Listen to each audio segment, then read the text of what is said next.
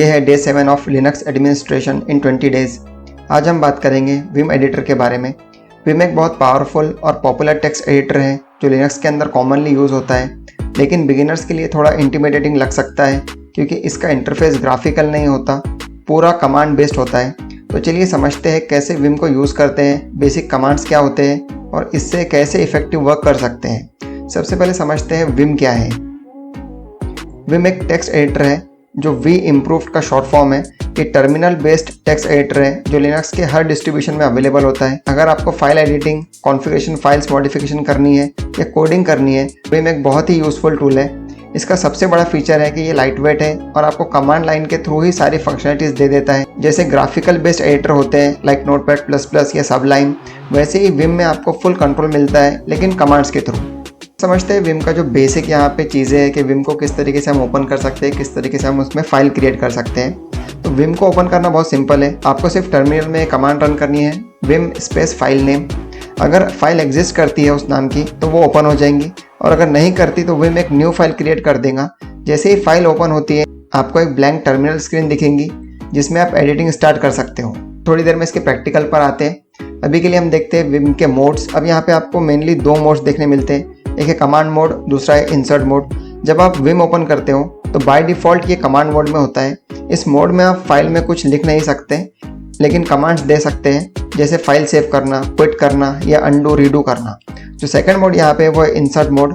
ये मोड तब यूज़ होता है जब आपको एक्चुअली टेक्स्ट लिखना होता है।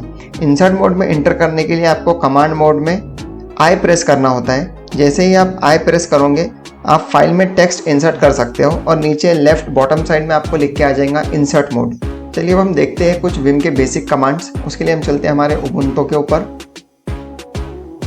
आते हैं टर्मिनल में।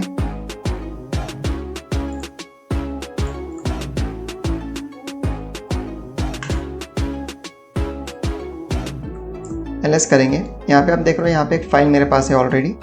अगर हमारे पास कोई ऑलरेडी फाइल बनी हुई है तो हम डायरेक्टली कमांड लगाएंगे विम और उस फाइल का नाम, और वो फाइल हमारे सामने ओपन हो जाएंगी। या अगर आपको विम के थ्रू एक न्यू फाइल बनाना है तो आप वो भी यहाँ पे कर सकते हो। आपको सिंपली लिखना है विम और एक फाइल का नेम जो यूनिक हो, तो उस नाम से एक फाइल वहाँ पे बना देगा विम। तो हम एक न्यू फाइल बनाएंगे, हम देंगे विम, हम इसको नाम देंगे टेक्स्ट। अब आप देख रहे हो ऊपर एलएस हमने जब किया था यहाँ पे कोई भी टेक्स्ट नाम की फाइल नहीं है। हमने एंटर किया तो आप देखेंगे हमारे सामने एक ब्लैंक स्क्रीन यहाँ पे खुल गई है और नीचे यहाँ पे हमारे फाइल का नेम आ रहा है और ब्रैकेट में लिखा आ रहा है न्यू। ये हमारे लिए एक न्यू फाइल है। जैसे हमने यहाँ पे मोड्स की बात की तो यहाँ पे दो मोड्स हमने देखे थे, एक तो हमारा है कमांड मोड, एक है हमारा इंसर्ट मोड। तो अभी हम कमांड मोड के अंदर है, यानी कि अभी अगर मैं यहाँ पे कुछ देख रहे हो, मैं कुछ प्रेस करूँगा यहाँ पे कीज, तो ये यहाँ पे कुछ राइट नहीं करेगा इस पर, क्योंकि हम सिर्फ अभी देख सकते हैं यहाँ पे। हाँ, हम क्विट या सेव या रीडू अनडू यहीं से कर सकते हैं, बट अभी हम कुछ लिख नहीं सकते। अब जब हम रेडी है उसमें लिखने के लिए तो हम इसी मोड में प्रेस करेंगे आई। अब जैसे ही मैं प्रेस करता हुआ आए आप यहाँ पे देखोगे इंसर्ट लिख के आ गया है, यानी कि अब हम इंसर्ट मोड में आ गए। हम यहाँ पे कुछ भी लिख सकते हैं, ठीक है। तो हम कुछ ऐसी रैंडम लाइन से यहाँ पे लिख लेंगे, ठीक है। अब मान लो हम यहाँ पे कुछ बेसिक कमांड्स अब इसके हम समझते हैं। अब मान लो मुझे यहाँ पे इसको सेव करना है बट क्विट नहीं करना, ठीक है। तो इंसर्ट मोड में सेव या क्विट ये सब चीज़ें नहीं होती है, आपको उसके लिए कमांड मोड में आना होता है। तो इंसर्ट मोड से वापस कमांड मोड में आने के लिए एस्केप की प्रेस करेंगे। जैसे ही मैंने एस्केप की प्रेस किया आप देख रहे हो यहाँ से इंसर्ट जो है वो चला गया। तो यानी कि इसका मतलब है कि अब हम कमांड मोड में हैं, तो यहाँ पे हम सब चीज़ें कर सकते हैं। तो फर्स्टली मुझे ये करना है कि मुझे सिर्फ फाइल को सेव करना है, क्विट नहीं करना है, यानी कि मुझे फाइल में रहना है। तो मैं यहाँ पे कोलन और W लिखूँगा और एंटर करूँगा। तो क्या हो गया, ये इसने राइट कर दिया सिर्फ फाइल के अंदर। अभी मैं फाइल के अंदर ही हूँ और ये सब चेंजेस क्या हो गए, यहाँ पे सेव हो गए। सेकंड चीज़ यहाँ पे होता है कि आपको विम से क्विट करना है, तो मैं करूँगा कोलन Q। तो मैं क्या हुआ, विम से क्विट हो गया। अब हम एलएस करके देखेंगे तो हमें यहाँ पे टेक्स्ट फाइल दिखना चाहिए। ये हमारी टेक्स्ट फाइल है। हम देख लेंगे उसने सक्सेसफुली रिटर्न किया है या नहीं हमारे चेंजेस। तो हम लगाएंगे कमांड कैट और हम करेंगे टेक्स्ट। तो आप देखोगे उसने वो सब चीज़ें यहाँ पे राइट कर दिया है। अब सेकंड चीज़ यहाँ पे हम फिर से वो हमारी फाइल ओपन करेंगे। अभी हम बाय डिफ़ॉल्ट कमांड मोड में होते हैं। अब मुझे कुछ लिखना है, हम जो भी यहाँ पे लिखने वाले वो हम लिखेंगे, और फिर मुझे राइट भी करना है और साथ ही साथ क्विट भी करना है, ठीक है। अभी हम कमांड मोड में, हम आते हैं वापस इंसर्ट मोड में, कुछ ब्लैंक स्पेसेस देंगे और कुछ यहाँ पे हम लिख देंगे।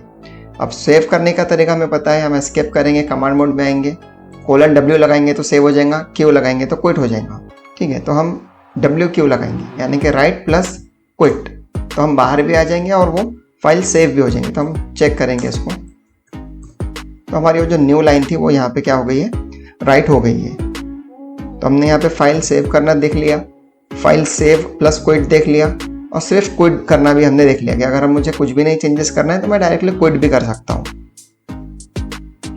अब एक यहाँ पे चीज़ है एग्जिट विदाउट सेविंग, यानी कि मैंने कुछ चेंजेस किया बट अब मुझे वो चेंजेस नहीं करना है। ठीक है, तो हम आते हैं फिर से हमारे फाइल में,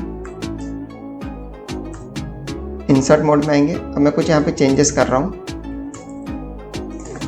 ठीक है, मैंने एक और लाइन यहाँ पे ऐड किया, मैं वापस कमांड मोड में आ गया। अब मुझे जो मैंने चेंजेस किया हुआ अभी तक वो चेंजेस राइट नहीं करना है, तो मैं लगाऊंगा कमांड :Q एक्सक्लेमेशन और मैं इंटर करूँगा। तो अब अगर हम इसको चेक करें तो हमने जो न्यू लाइन ऐड की थी वो ऐड ही नहीं हुई। क्यों? क्योंकि हमने उसको सेव ही नहीं किया, हमने विदाउट सेविंग क्विट कर लिया यहाँ पे। अब हम देखते हैं आप इसके अंदर अंडू और रीडू किस तरीके से कर सकते हो। तो हम चलते हैं वापस हमारी फाइल में,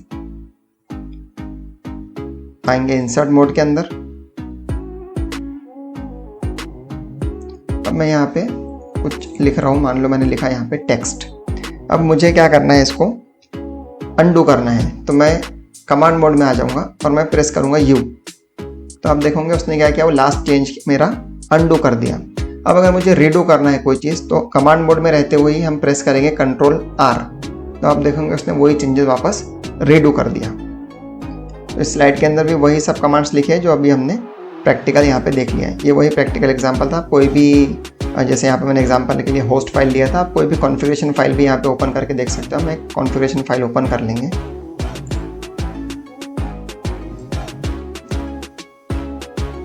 ठीक है, अगर मैं कमांड लूँगा यहाँ पे sudo vim/etc/host, हम एक होस्ट फाइल यहाँ पे ओपन कर रहे हैं। अब क्योंकि मैंने sudo लगाया है तो मुझे यहाँ पे पासवर्ड देना होगा। तो आप देख रहे हैं यहाँ पे इसमें कलर कोडिंग भी होती है। जैसे ये कमेंट लाइन है तो ये ब्लू में आ रहा है, जो हमारा सिंपल टेक्स्ट है वो वाइट में आ रहा है। तो ये सिंटैक्सिंग के हिसाब से भी काम करता है। आप अगर प्रोग्रामिंग कर रहे हो तो आपका अगर कहीं पे सिंटैक्स गलत हो रहा है तो ये आपको वहाँ पे करेक्ट भी करेगा इस कलर कोडिंग के हिसाब से। तो अब यहाँ पे ये ज़्यादा हैंडी है जब आप कोई कॉन्फ़िगरेशन फाइल या प्रोग्रामिंग फाइल एडिट कर रहे हो। क्विट करेंगे हम यहाँ पे।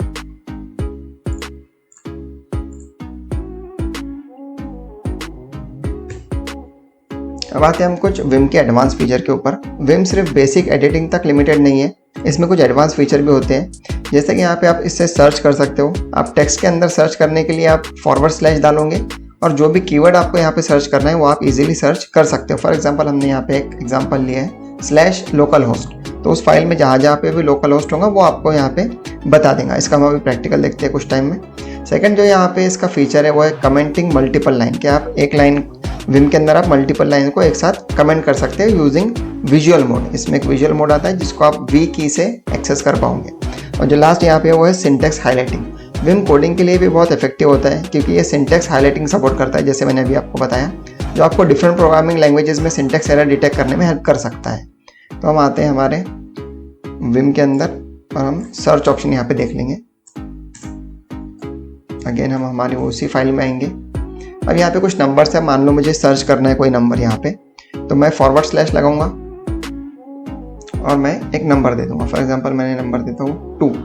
तो आप देखोगे जैसे ही मैंने यहाँ पे 2 लिखा तो ये फर्स्ट लाइन के ऊपर जो 2 था वहाँ पे ये हाईलाइट हो गया।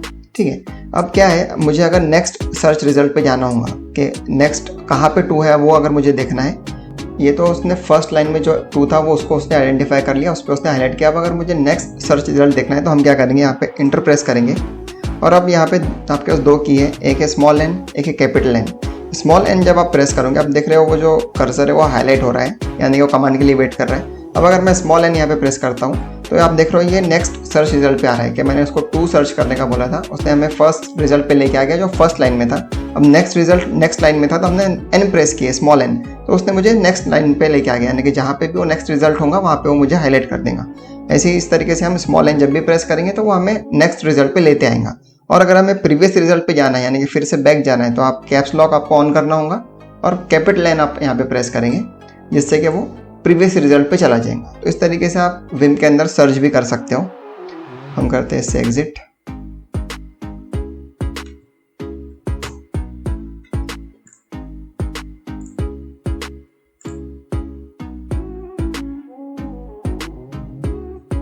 ये हमारा था एक विम का इंट्रोडक्शन।